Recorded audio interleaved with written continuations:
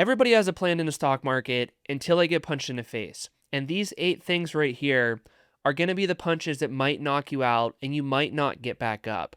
But hopefully by watching this video and understanding what I've learned in the last 12 years in the stock market and building multiple 7-figure accounts, those punches, they might sting a little bit, but you are going to get back up on your feet and you will continue to build your portfolio.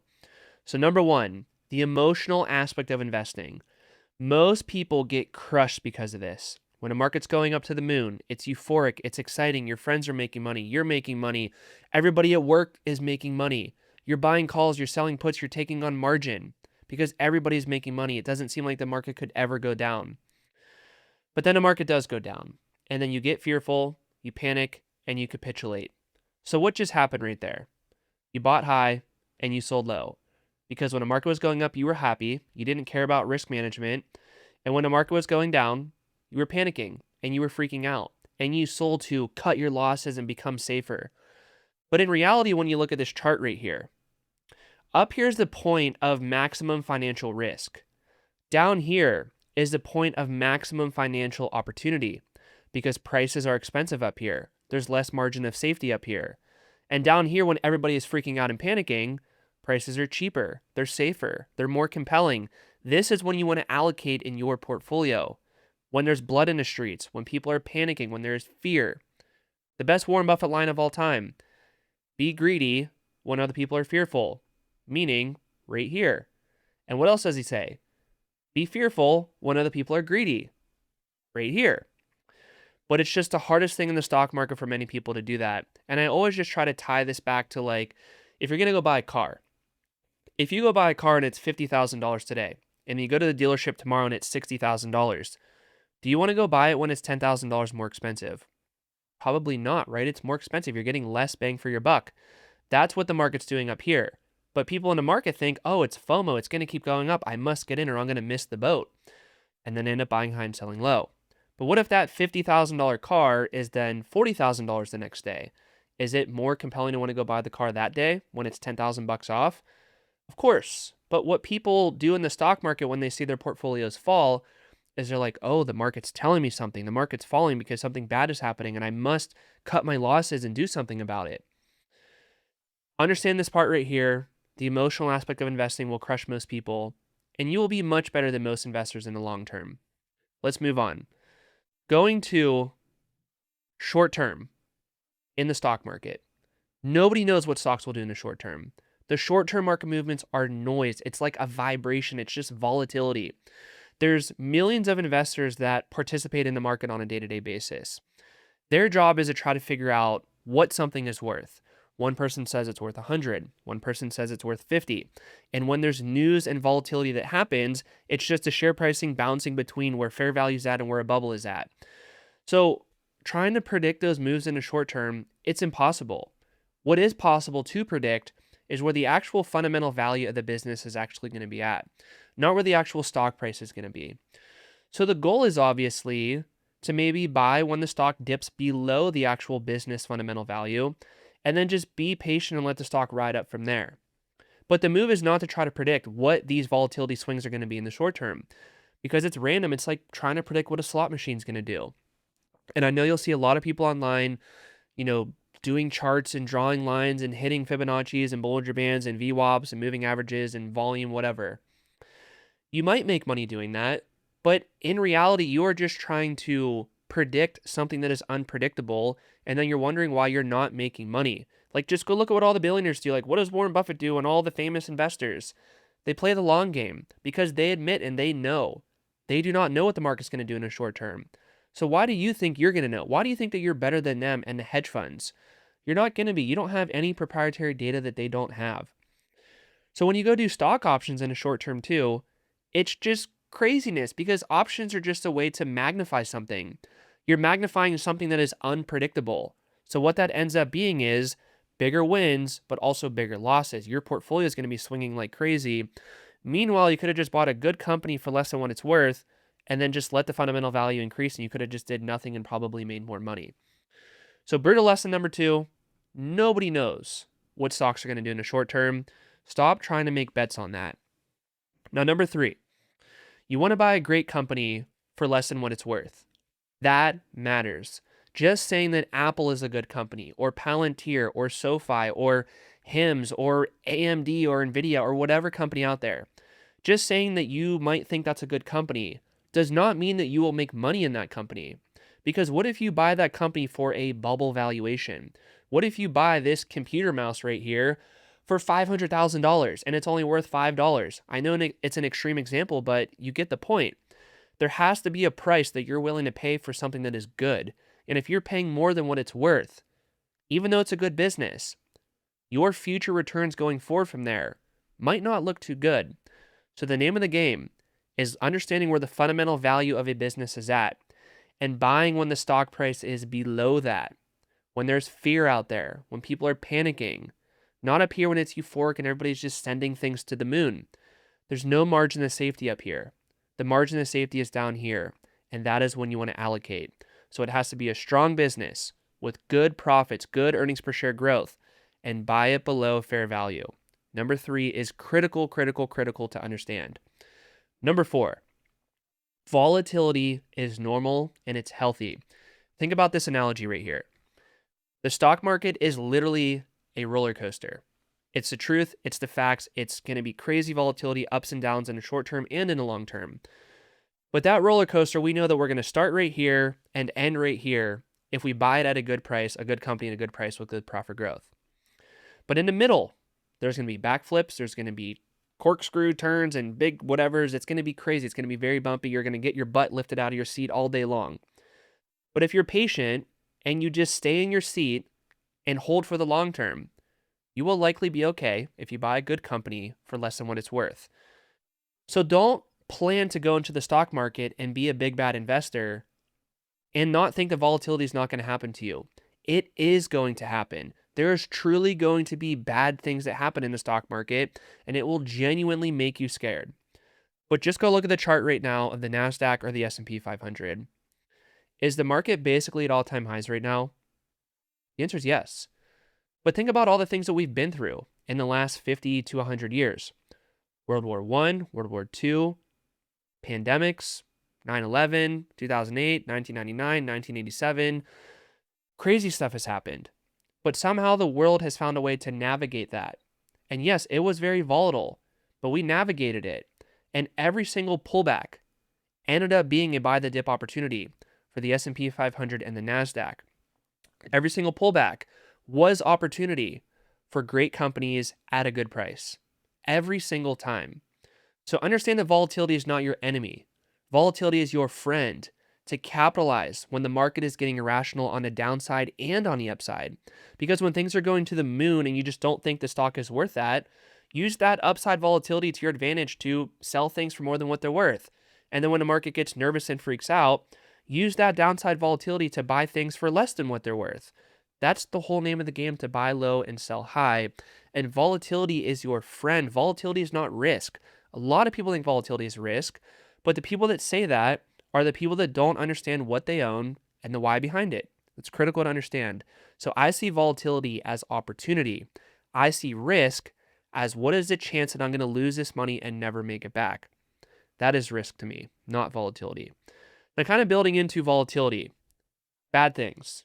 Bad things will definitely happen in the stock market, like genuine bad things, like the 2000 dot-com burst, the 2008 great financial crisis, the 2020 pandemic, the 2022 inflation/interest rate shock. This is just in the last 20-ish years, 25 years. There's going to be way more bad things that happen going forward in the next 20 years. And when that does happen, volatility is going to happen. And when volatility happens, that's going to create opportunity. And prepared, logical, level-minded investors are going to see volatility as opportunity to capitalize. But trust me, when recessions happen, when bad things truly happen, it will feel like the end of the world when you're in it. It will feel like we're never going to be able to come out of this. It genuinely will. And you're going to see all these news articles out there saying, we're never going to come out of this. The market could go down 20% more, mass unemployment, mass craziness out there. Prepare for the lost decade. Like, that's what people are going to be saying online. And you're going to be seeing nothing but fear, uncertainty, and doubt in other people's YouTube videos and social media stuff about just trying to scare you and fearmonger you and confuse you. But the name of the game remains the same. Buy a great business for less than what it's worth and be patient. And when it's a really compelling setup, use stock options to magnify that. That's it. It's not really that complicated. But the key is you got to start with keeping your emotions in check, understanding that we're not going to know what the market's going to do in the short term. Buy something for less than what it's worth. Volatility is normal.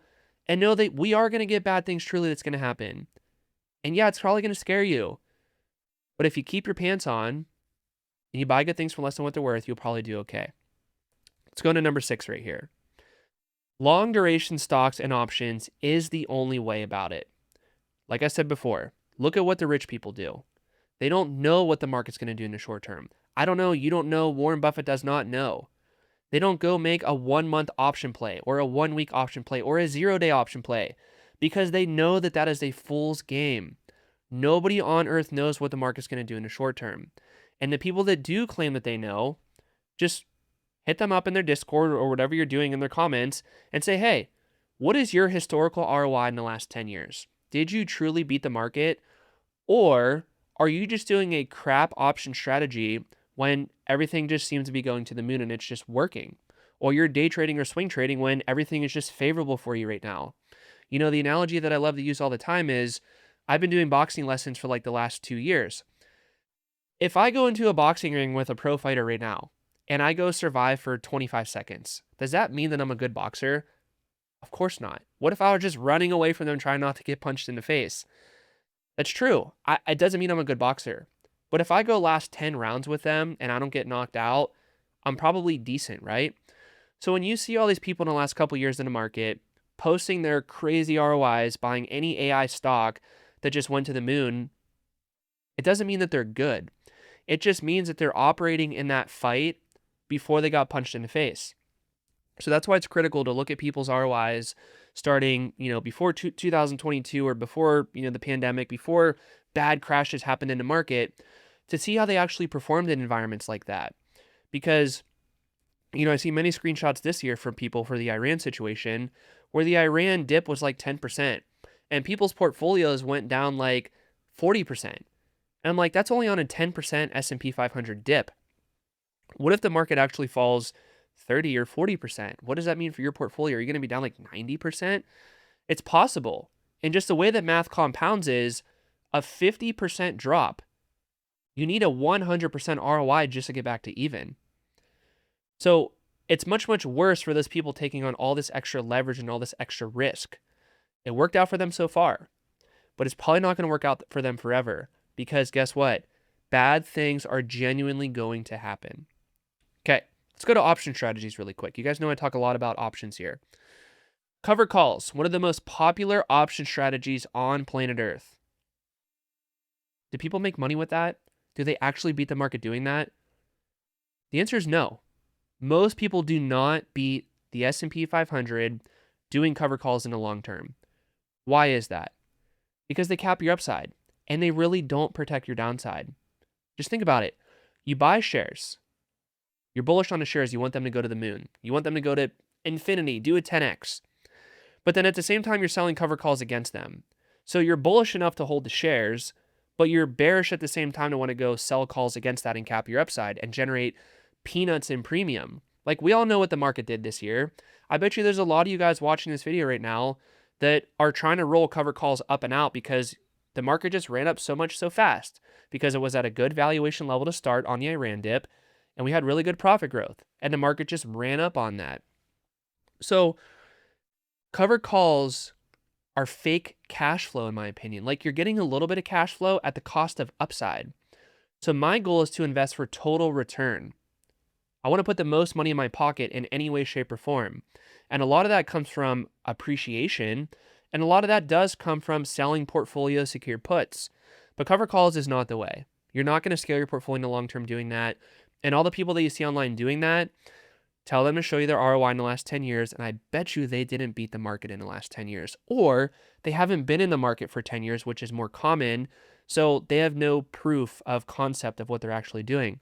I show my ROI all the time. I've been crushing the market for the last 10 years. And I expect the basically Warren Buffett style of stock options that I do, it probably will continue to crush the market going forward. Okay, what about cash secured puts? Think about what this actually means. You're bullish enough to go sell a put option, but at the same time, you want to have a bunch of cash sitting there doing nothing. Let's do a little example.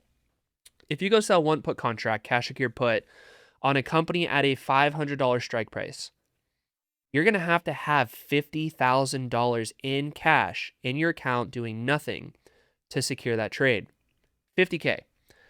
But when you really understand that selling puts and buying calls is just a way to magnify a super bullish play, how could you say that you were bullish but you have all that cash at the same time sitting there doing nothing? You can't. And think about all the people that did cash secured puts beginning of 2026 on the Iran situation. Your cash secured puts made money. You expired out of the money on them, but you also didn't participate anything in the market running basically 30% from bottom to top. Your cash drag is humongous, and it's almost impossible to beat the market in the long term with a cash secured put because the cash drag is humongous. What about spreads? It's really simple. You buy a put, you sell a put. You're bullish and bearish at the exact same time. It's like betting on red and black at a casino. It doesn't usually make sense to bet on red and black at the same time. So it usually doesn't make sense to do spreads because, again, you're bullish and bearish at the exact same time. Start from the top and establish your conviction. Are you bullish or are you bearish? Okay, I'm bullish. Flow through the bullish hierarchy, as I talk about all the time. Buying shares, selling puts, and then buying calls in that order right there. There's no spreads involved. There's no fanciness involved.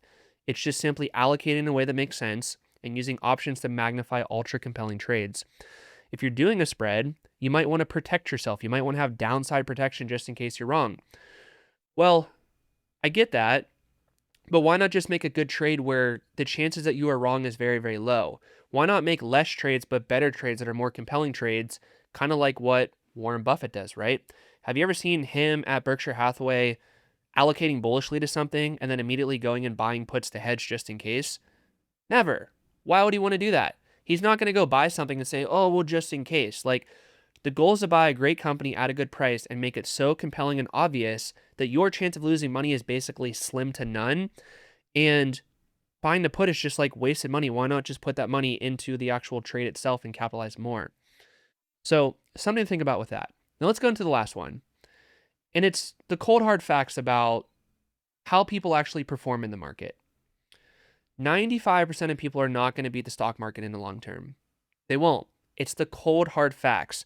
This is hedge funds, retail investors, financial advisors, whoever. 95% will not beat the market in the long term. And before you go check out the stats, I need you to understand something, and it's called survivorship bias. If you just go Google or ChatGPT, hey, what percent of hedge funds beat the S&P 500 in the last 10 years? It's going to pull up the data. But understand that that data is only factoring in the hedge funds and the ETFs for that matter. All these other funds that you guys want to go allocate to, like the YieldMax stuff and the NEOS or whatever. When you go look at the data for a 10-year period of time, you could only collect the data on the ones that are still in existence right now. But what if I started a hedge fund or an ETF 10 years ago, it failed 3 years later, and then it's not included in the data? It skews the data to make it look better than what it actually is. So which ones are likely to get removed from the data? The ones that did bad, right? If the ETF and a hedge fund was doing good, we're going to stay in business because we could go collect all your fees for assets under management. But you only see the cream of the crop. And even in the cream of the crop, the data shows something along the lines of this right here. It's not good for the average retail investor. It's not good for the hedge fund. It's not good for the financial advisor. But if they would just understand these things that I say right here, it would change everything for them. Because if you keep your emotions in check, understand that nobody knows what's going to happen in a short term in the market. You buy a great company for less than what it's worth. You capitalize on volatility. You accept that bad things are truly going to happen in the stock market. You only do the long game. You only do stock option strategies that make sense, and you could actually be just fine in a 50% market crash and capitalize on it and sleep well at night. You will likely be in the bucket right here, the little green sliver of people that actually beat the market in the long term. So that's the video right here. Hope you got value from it. Like, subscribe, hype, drop a comment if you did get value. And be sure to check out this video right here. It's more about how I do stocks, how I do options. It will truly transform your life. I'll see you guys there.